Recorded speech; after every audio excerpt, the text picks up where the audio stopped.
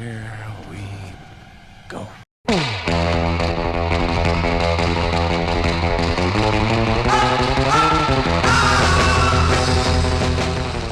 Hey guys, I'm Andy. I'm Chris. And today we're going to be discussing our top 5 Tarantino movies. We're going to get something out to you guys. I'm not going to be in town for Once Upon a Time in Hollywood, so we wanted to get like a Tarantino-related movie retrospective since we both love his movies so much. And we made some compromises for this list, and I know that we both did actually. Yeah. For me personally, I'm not really a fan of Kill Bill. I can't really get into it, and it's not for me, so don't be too hard on me in the comments. Yeah, so Kill Bill is not on this list, and neither are 2 other movies, which you'll see which they are. Didn't make the top 5. We're just doing the top 5. And like I said, we haven't seen Once Upon a Time in Hollywood. We're going to get that review out to you guys a little later. But I love Kill Bill, by the way, but not on this list. Yeah. So we can go ahead and get started with our number 5 pick right now. So coming in at number 5 is going to be Jackie Brown. Now this might be controversial to a bunch of you, but I think this movie is a really underrated film and one of Tarantino's hidden gems. Yeah, I think it's pretty dang good. I haven't seen it in a very long time, but Pam Grier as Jackie Brown is a great performance in the Tarantino movies. Yeah, she's fantastic. Samuel L. Jackson and Robert Forster are standouts in this movie. Also, De Niro is great. And I really love the film noir aspect to it, especially the mall scene, how it's shown from all the different perspectives. It's really enjoyable. And as always, the dialogue is on point, like with any Tarantino movie. So yeah, it's really enjoyable. Sam Jackson when he kills Chris Tucker. Yeah. and it's such a funny scene. And then the whole end in the parking lot with Robert De Niro. Yeah. Great acting. Mm-hmm. I haven't seen it in a long time, so I can't speak on it much. But what I do remember, it was a great story. Tarantino read it amazingly. Pam Grier, awesome. Sam Jackson, great. And everything about it was just so entertaining, and it didn't drag for me, even though it's a long movie. Yeah. So, by the way, if you haven't gotten it already, we're going to be spoiling all 5 of these movies, but I don't really feel bad because they all came out so long ago. Yeah. So, they're all classics. You need to get on it. Yeah, get on it. So, number 4 is Reservoir Dogs, Tarantino's first movie that came out. Great cast. Oh, yeah. And if it was my personal list, this would be a little bit higher, but we compromised. And the script for this movie is fantastic. I just love how everyone has a different color for their name, like Mr. Pink, Mr. Orange, Mr. Blonde. It's great. So good. Steve Buscemi. So funny in this movie, yeah. And the tip scene in the beginning. Yeah, I love And they're that. all walking with the music. Yeah. Great. So iconic. Such a badass intro, in my opinion. And It's I love so Harvey iconic. Keitel in this movie. He's great. It's probably my favorite. I don't know if it is my favorite, but it's top 2 Harvey Keitel performances. He's so good. Yeah, Michael Madsen, the iconic scene where he cuts the guy's ear off. Yeah. Awesome. And I think that the ending moment, like when he's like, I'm a cop with Tim Roth, such a perfect ending. Tim Roth's character in this movie is my favorite. Very intriguing, and anytime he's speaking, I'm fully locked in. He's so good in this movie. Yeah. So good. Yeah. Unbelievable. And Tarantino directed this movie so good. He's also in this movie in a small role. Yeah. And he's funny. He's always funny. But overall, Reservoir Dogs is a classic. It's so memorable. I could rewatch that any time. Yeah, It's I can watch it so right now. enjoyable. Yeah. I love it. So coming in at number 3 is going to be Inglourious Basterds. Yeah, this is a great Tarantino movie. It's so well written, so well directed. I think he got nominated for both of those.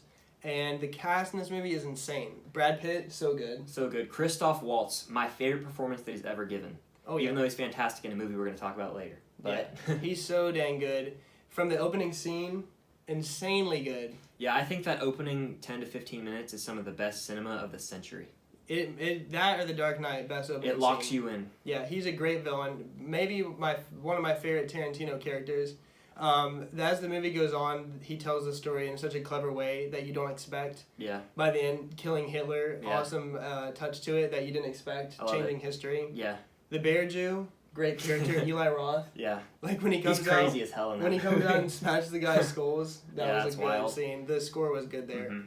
Everything about this movie, though, I really do love. It blends the comedy and the war so well. Yeah, it's really great, and I wish that it won Best Picture in 09. I think it was 09, yeah. Definitely best writing. I think that there's so many clever scenes in this movie, like the bar scene with Michael Fassbender, Yeah, when he goes like that, right? and he gets shot in the nuts. Great scene. Like, intense shootout. And with the whole thing with Daniel Bruhl, that just, like, introduced me to him. Great actor. Yeah. Brad Pitt, one of my favorite Brad Pitt roles. Diane Kruger's great, too. Yeah, she's very good.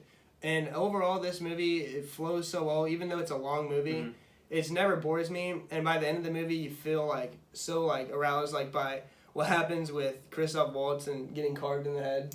Yeah, it's a great ending. I think this just might be my masterpiece. Yeah, maybe it is. So coming in second place is a movie that I absolutely love, which is Django Unchained. This is a great Tarantino movie, written and directed, once again, so well. Jamie Foxx, perfect casting as Django. He's phenomenal in the role. I wish he got an Oscar nom. And of course, Christoph Waltz as Dr. King Schultz, fantastic. Yeah.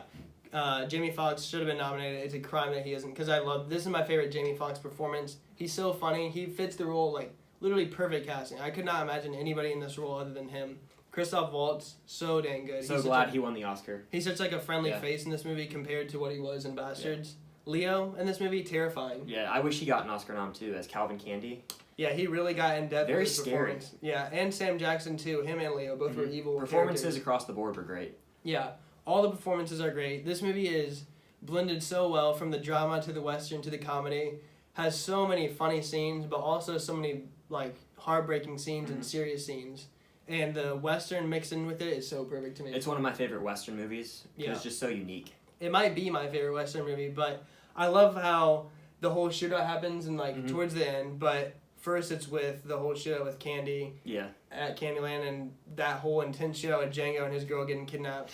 And then he comes back in the end and gets Sam Jackson and all them for revenge. Yeah. Perfect ending. It's such a good ending. I love how they end it, and they could do a sequel, but it's so perfect where they end up. In that the final shot of that movie is beautiful. Yeah, I love it, and the music in this movie, the score, everything about it is so damn Django's good. theme, I love it. Yeah, I just love this movie. It's pretty. I mean, it won the Oscar for writing and Waltz.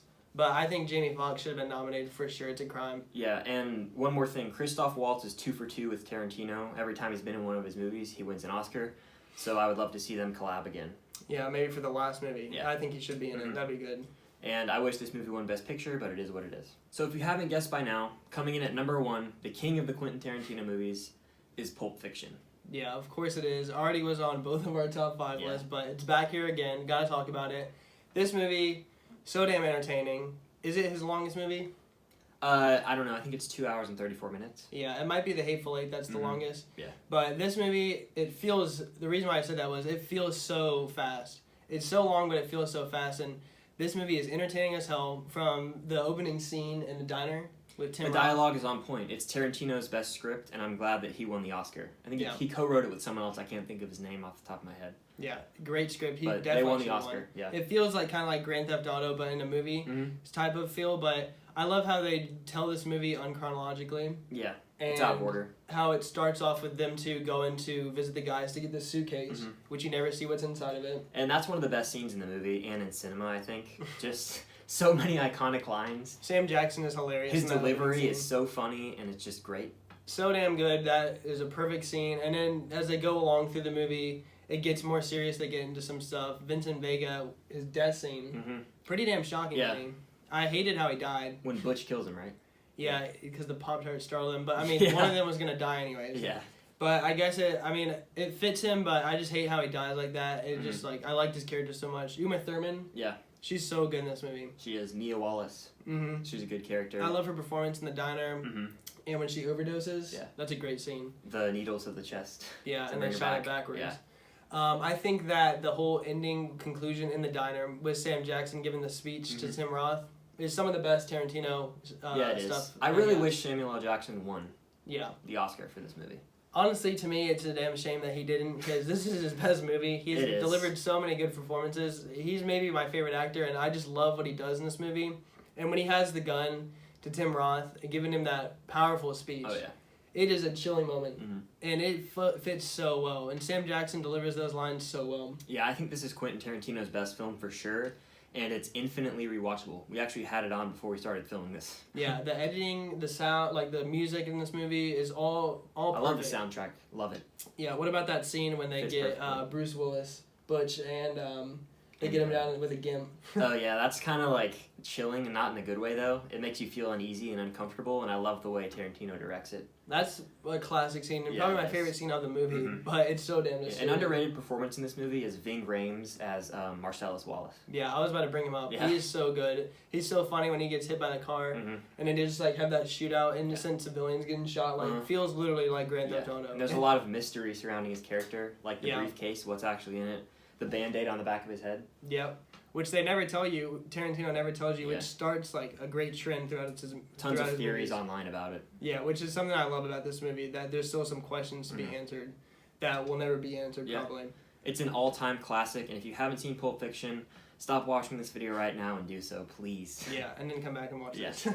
But overall, that's our list. I Yeah. hope you guys enjoyed it, and we're going to be back with Once Upon a Time in Hollywood when it comes out. I hope it's great. It looks great. Yeah, very excited, have very high expectations, and I think it will deliver, but we'll find out. Yeah, and like I said, we're going to be getting that review to you guys like a week late, but we'll have a good talk about it. And Yeah, we'll we probably will. get into spoilers with it since we're going to be a week late. Yeah, so make sure you stay tuned for that. Definitely. Well, that's going to be a wrap for our top 5 Quentin Tarantino films. We hope you guys enjoyed. It's our favorite, not the best, and it's not the right list, it's our list. So be sure to comment your top 5 Tarantino films down below. Like this video, and comment your thoughts on Once Upon a Time in Hollywood if you've seen it by the time this video comes out. Yep. So if you haven't subscribed to the channel already, please do so. It would mean the world to us. And until next time, we'll see you guys later. See you guys.